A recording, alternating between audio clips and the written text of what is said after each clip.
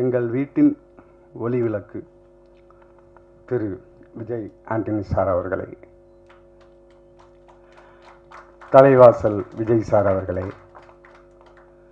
மேடையில் அமர்ந்திருக்கும் இந்த டீமின் அனைத்து டெக்னீஷியன்களே, முதற்கண் வணக்கம். மற்றும் இந்த பத்திரிகை சந்திப்பில் வந்திருக்கும் அனைத்து பத்திரிகை நண்பர்கள் அனைவருக்கும் முதற்கண் வணக்கத்தை தெரிவித்துக் கொள்கிறேன். இந்த படத்தை பொறுத்த வரைக்கும் பேசணும் அப்படின்னா, விநாயக் வைத்தியநாதன், விநாயக் என் சன், நான் தான் வைத்தியநாதன். நான் யாருன்னா, அவருடைய அப்பாவா இருக்கிறதுனால இங்கே நான் பேச வரல, அவங்களும் என்னை அழைக்கலை. கிட்டத்தட்ட 25-30 வருஷமாக இந்த சினிமாவில் உதவி இயக்குனராக, அசோசியேட் டைரக்டராக, கோ டைரக்டராக திரு GM குமார், டைரக்டர் ராஜ் கபூர் அவங்ககிட்டலாம் நான் வேலை செஞ்சுருக்கேன். நிறைய படங்கள் வேலை செஞ்சுருக்கேன்.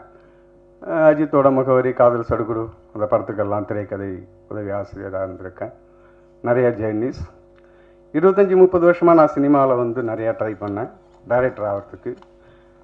சார்கிட்ட கூட ஒரு அப்பாயின்மெண்ட் கிடைக்குமா அப்படின்னு சொல்லி ஒரு 5 வருஷமாக நான் ட்ரை பண்ணியிருப்பேன். அந்த சந்திப்பு எனக்கு சாரை மீட் பண்ண கிடைக்கல. பட் அவர் வந்து, நான் டிஷ்யூம் சசி என் ஃப்ரெண்டு தான், அவன் சொல்லாமலே டைரக்டர், அவங்க கூட நான் டிஷ்யூம் ஒர்க் பண்ணும்போது சாரை நான் மீட் பண்ணியிருக்கேன். அப்போ அந்த படத்தோட மியூசிக் டைரக்டராக அறிமுகமானார். நான் இதை எதுக்கு சொல்கிறேன்னா, 25-30 வருஷமாக சினிமாவில் இருந்து எனக்கு டைரக்ஷன் வாய்ப்பு கிடைக்கல. இடையில படங்கள் கிடைச்சிது, டிஸ்கஷன், பூஜை அப்படின்னு சொல்லி தள்ளி போச்சு. பட் எனக்கு கிடைக்காத அந்த ஒரு வாய்ப்பை என் மகனுக்கு கடவுள் விஜய் ஆண்டனி சார் மூலமாக கொடுத்துருக்காங்க. அதனால தான் அவரை எங்கள் வீட்டின் ஒளி விளக்குன்னு சொன்னேன். இருண்ட என் வீட்டில் விளக்கை ஏற்றி வச்ச சார். இன்னொன்று நான் என்ன சொல்கிறேன்னா, நான் என்னுடைய ஜேர்னியில் வந்து நிறைய ஹீரோஸை மீட் பண்ணியிருக்கேன். சத்யராஜ், பிரபு சார், முரளி சார், விஜய், அஜித் எல்லோரும் மீட் பண்ணியிருக்கேன், கதை சொல்லியிருக்கேன், நிறைய சம்பவங்கள் நடந்தது. ஆனால் இந்த படத்தை பொறுத்த வரைக்கும், ரோமியோவை பொறுத்த வரைக்கும் என்னென்னா, என் பையன் வந்து வெப் சீரிஸு, ஷார்ட் ஃபிலிம் இதெல்லாம் பண்ணியிருக்கான். அதில் தான் அவன் ட்ராவல் ஆகிட்டு இருந்தான். திடீர்னு ஒரு நாள் வந்து, அப்பா விஜய் ஆண்டனி சார் எனக்கு ஃபோன் பண்ணார். யார் சார்? ஹீரோ. அப்படியா, அவர் உனக்கு ஃபோன் பண்ணார்? ஆமாம். என்ன? இல்லை, அவர் ஃபோன் பண்ணி என்னுடைய இதெல்லாம் பார்த்தாரு, ப்ராஜெக்டு, ஷார்ட் ஃபிலிம்லாம் நல்லா இருந்துச்சு, நல்லா பண்ணியிருக்கீங்க, நீங்கள் வேணால் என்னை வந்து மீட் பண்ணுங்களேன், வந்து கதை இருந்தால் சொல்லுங்களேன் அப்படின்னு. எனக்கு பயங்கர ஷாக் ஆகிடுச்சு. நான் தான் சொன்னல, நிறைய பேர் நான் மீட் பண்ணியிருக்கேன், நிறைய ஹீரோஸ் கூட. இன்றைக்கி தமிழ் இண்டஸ்ட்ரியில் இருக்கிற டாப் 5 ஹீரோஸில் சார் ஒருத்தர். டாப் 10 இல்லை, டாப் 5 ஹீரோஸில் சார். சார் டாப் 15ல் 15 வச்சுக்கலாம். இல்லை, எனக்கு அனுபவங்கள் இருக்குது, எனக்கு நிறைய விஷயங்கள் தெரியும். அதனால் நான் சில விஷயங்கள் ஆணித்தரமாகவே பேசுகிறேன். என்னை பற்றியும் என்னுடைய எக்ஸ்பீரியன்ஸை பற்றியும் இங்கே இருக்கிற மூத்த பத்திரிகை நிருபர் ராதா பாண்டியனுக்கு என்னை பற்றி தெரியும், அவர் என்னுடைய நண்பர். அதனால் வந்து, இல்லை, இதை எதுக்கு சொல்கிறேன்னா, அவ்வளோ பெரிய ஒரு ஹீரோ எங்கேயோ யூடியூப்பில் இருக்கிற ஷார்ட் ஃபிலிமு, வெப் சீரிஸு, அவர் ஒரு ப்ரொடியூசர், மியூசிக் டைரக்டர், ஹீரோ, படங்கள் நடிச்சிக்கிட்டு இருக்கிறார். நான் சொன்ன மாதிரி மார்க்கெட்டில் இருக்கிறார்.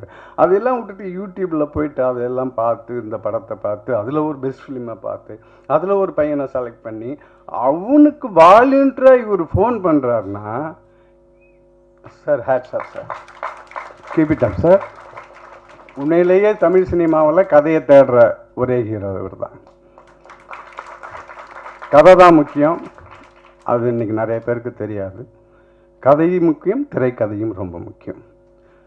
ஸோ எதுக்குன்னா, அந்தமாரி சொன்னால், அந்தமாரி சார் மீட் பண்ணணுன்னு சொல்கிறாரு. சரி, இப்போது இல்லை, கதை கேட்குறாரு. கதை தானே கேட்குறாரு. இல்லைப்பா, கதை கேட்குறாரு, கதை தான் கேட்குறாரு, போய் சொல்லு. அதேமாரியே போய் சொன்னால், அப்படி ஒரு அவுட்லைனை சொன்னால், ஓகே சார், ஓகே சொல்லிட்டாருன்னு சந்தோஷப்பட்டேன். அப்படி அதுக்கப்புறம் சரி ஸ்கிரிப்ட் ஒர்க் பண்ணு, பவுண்டட் ஸ்கிரிப்ட் கேட்பார், இல்லை அதெல்லாம் பண்ணுன்னு சொன்னால் அதுக்கான டைம் இருந்தது. அப்போ சார் பிச்சைக்காரன் இதில் ஒர்க்கில் பிஸியாக இருந்தார்.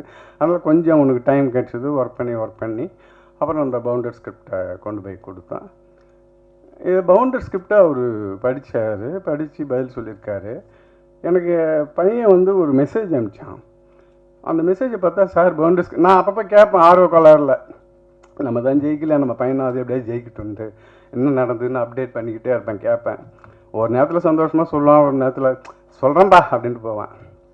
அப்புறம் அந்த மெசேஜ் அனுப்பிச்சதுன்னு பார்த்தா நான் இப்போ தான் இந்த பவுண்டர் ஸ்கிரிப்டை படித்து முடித்தேன், நல்லாயிருக்கு, பம்பர் ஹிட்டு, என் லைஃப்பில் இது இன்னொரு பிச்சைக்காரன் அப்படின்னு சார் மெசேஜ் அனுப்பிச்சிருந்தார். நான் அந்த டைமை பார்த்தேன், விடிகால 3:30 3:30 மணிக்கு விடிகாலையில் சார் என் பையனுக்கு மெசேஜ் அனுப்பிச்சிருக்கார், இப்போ தான் படித்து முடிச்சேன்னு. என்ன அதாவது அது ஒர்க்கை தவிர வேறு எதுவுமே அவருக்கு தெரியாதா?